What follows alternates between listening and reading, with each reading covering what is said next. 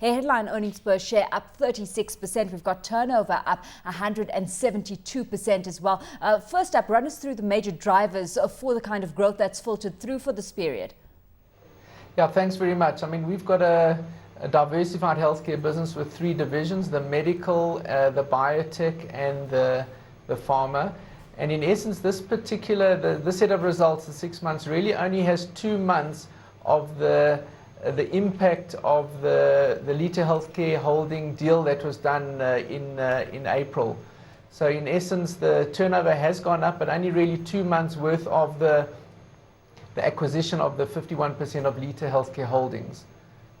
Selwyn, perhaps take us through how the profile of the group has changed, because of course you merged with Myriad Medical in May. That was with Litha. You shifted from the Altex to the main board, but you've also increased your product profile. Have you become a more defensive company, particularly in an environment like this? Yeah, exactly. That's what's happening, in that originally the business was purely in medical devices, which is the Myriad business that was on the Alt exchange. And after the merger with our Litha Healthcare Holdings group, we then brought in vaccines, biotechnology, and pharmaceuticals. So in essence, you've now got this diversified business, which with the impact of the vaccine sales as well as the pharmaceutical sales, that has really increased the turnovers in this trading period. Let's take a look, because I mean, like you say, it's 2 months of that, of your acquisition of Litha Healthcare that has managed to filter through this earnings, and it will be too early to see the benefits actually coming through right now. What's your outlook in terms of the year ahead? Well, what we did is we worked out our core earnings by stripping, doing it on a 6-month basis in a sustainable, manner, and we got to an earnings for the 6-month period of 9.2 cents. So that, that really gave us a bit of a perspective. But if you look at our turnover of 423 million, 155 million of that is the Myriad, the old medical, or the old Myriad business, which is the medical side. The balance, which is the vaccines, at about 227 million, and pharmaceuticals 11 million, and that's just for the 2 months. So that gives you a bit of a perspective in terms of how the turnover is made of. Of course, you do mention in the commentary that strong demand from the public sector during the period, private sector sales lagging though. Of course, the mix between public and private sector has changed dramatically with the acquisitions. So you've now got 45% coming from public, 55% from private sector. How's the group though positioned for public sector tenders at this stage?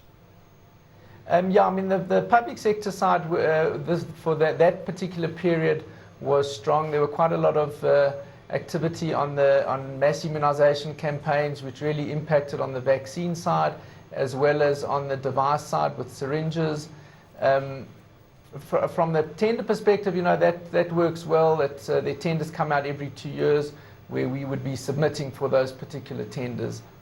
In terms of growth moving forward, then, are you looking at organic growth fueling things moving forward, or more acquisitive action coming to the fore? I think we're looking a lot of it at organic growth, especially on the medical side.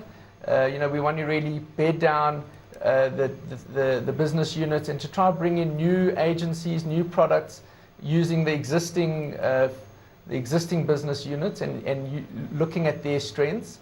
I think on the acquisitive side, we'll be looking in pharmaceuticals, and that's really the area that we want to build and grow quite aggressively. So we'll be looking at doing various co-marketing arrangements, licensing deals, as well as looking at the potential acquisition of some potential pharmaceutical companies. Selwyn, about 90% of your products are imported, so the strength of the rand must have benefited you during the period. Though I do notice you say in the commentary you take out forward cover for about 60% of your estimated foreign purchases a year in advance. So did you miss out on a little bit of that rand strength due to that forward cover? Yeah, we probably did, and at the moment we do, as the commentary says, take forward cover to 60%.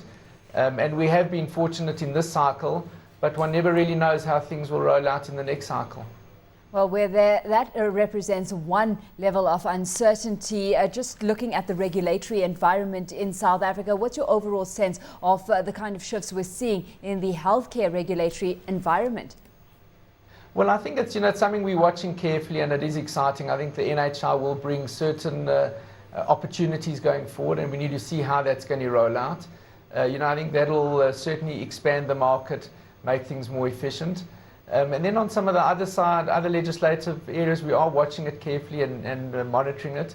But we do work closely with Department of Health within the various structures, and there's a lot of discussions between ourselves and the government with respect to some of these new legislative issues coming up.